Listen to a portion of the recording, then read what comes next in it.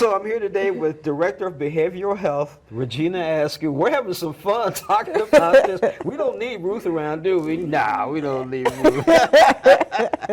So talk a little bit about the supporting services for CARESTL.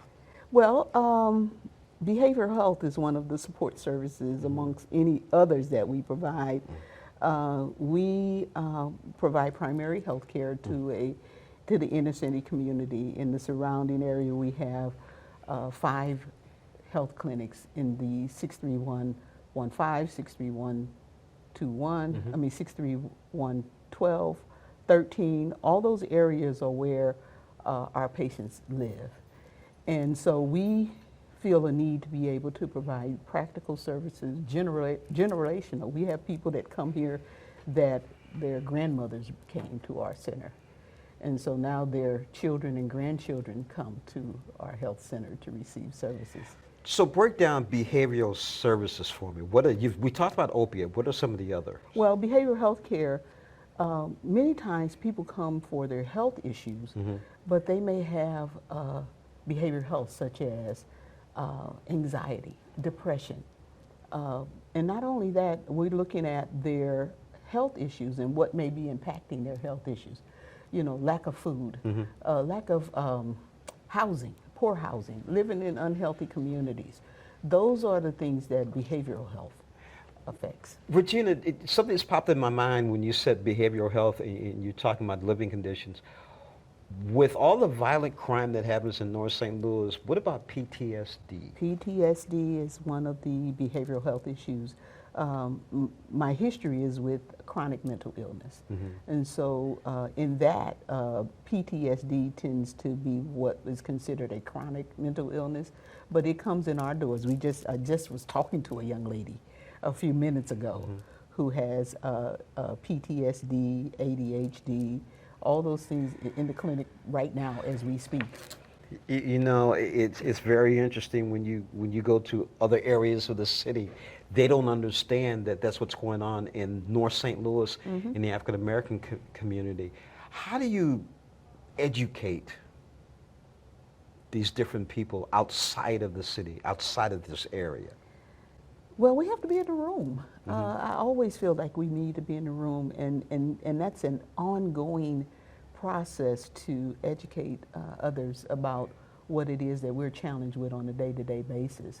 I'm on meetings all the time where people are saying things like, well, we have this many fentanyl overdoses in 63112 and 6320. I said, that's our neighborhood. Why don't we have the money? Those are the questions that I ask. I'm old enough and been here long enough that I can ask those, that I ask those questions. And people are like, you shouldn't be saying those things, but I say them. Yes. And excuse me, but those are the things that we have to say. And we can't be afraid to advocate. We're constantly advocating for our community. I would love to advocate for you too, because I agree with you. We see all the federal grant money going to universities and colleges to ask the questions and to do the research without actually coming up with a solution. It seems more like CARESTL Health is actually not only involved in the community, but coming up with a solution, but nobody's paying attention. Yeah, we integrated behavioral health 9 years ago. I came here 9 years ago, and the goal was to have behavioral health along with primary care. So when they saw their primary care physician, we did screening. We did screening for depression, anxiety, PTSD, and substance abuse. So if those issues were identified in the vitals room, then we would communicate that to the provider, and then we would have behavioral health licensed clinical social workers, licensed psychologists on site. They didn't have to go anywhere. They could see them that day to begin to start addressing those issues. If I'm someone in the community who feels that a relative or friend needs help, where should I go to get the information? Who do I contact? They can contact me directly at, let me get my number. CARESTL. CARESTL. CARESTL. They can communicate they can contact CARESTL Health. I get phone calls all the time. As a matter of fact, one of the providers just called me over into one of the modules to see a patient right there in the room that she thought was having some suicidal ideations. Wow. And she had a lot of stuff going on. And that's the kind of thing, that's the opportunity that we have to, when they're right here on site, we can look and see what's going on, and then we can direct the care at that time, right on the spot. Project O is the opiate walk.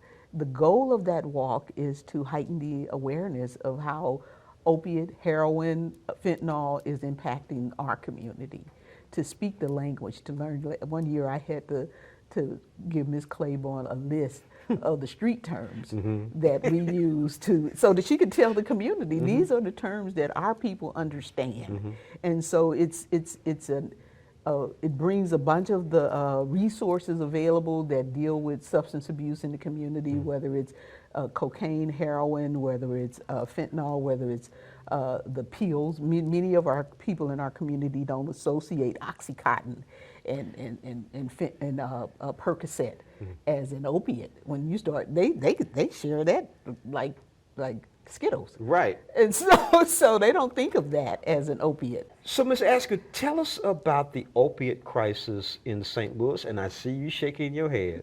Oh boy, here we go. The crisis in St. Louis is that it's killing us. It's killing us first. And you've probably heard this before, that it's been a crisis. It only became an epidemic when others started dying from it. And so but it's been heroin, and so we felt a need, the health center felt a need, and Ms. Claiborne being the drum major, that we need to increase the awareness of opiate addiction. Because many, and like I said earlier, many in our community don't know what opiate is. We call it... Or that we even have a crisis in our community. That we even have a crisis. I have boxes of Narcan in my office. When I offer it to people, I'm not taking that. I'm not taking... We'll call the police. I'm not calling the police. They will literally drop people off at the emergency room. They will literally drop people off at their relative house rather than get some Narcan and learn how to use it.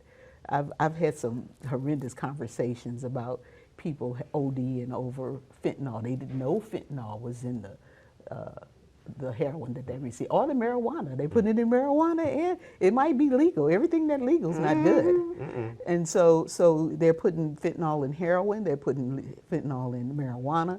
In our community, as with when they were doing a crack, our community is dying from it. Our youth are dying from it.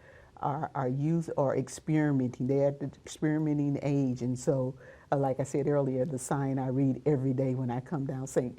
Charles Rock Road says 9 out of 10 youth begin to start using drugs in high school.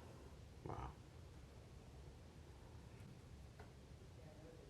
I'm disgusted. And that's why we do the opioid wipe, and that's why we do it every year, and that's why and each year it gets larger. Each year it gets larger. Each year we bring in more people.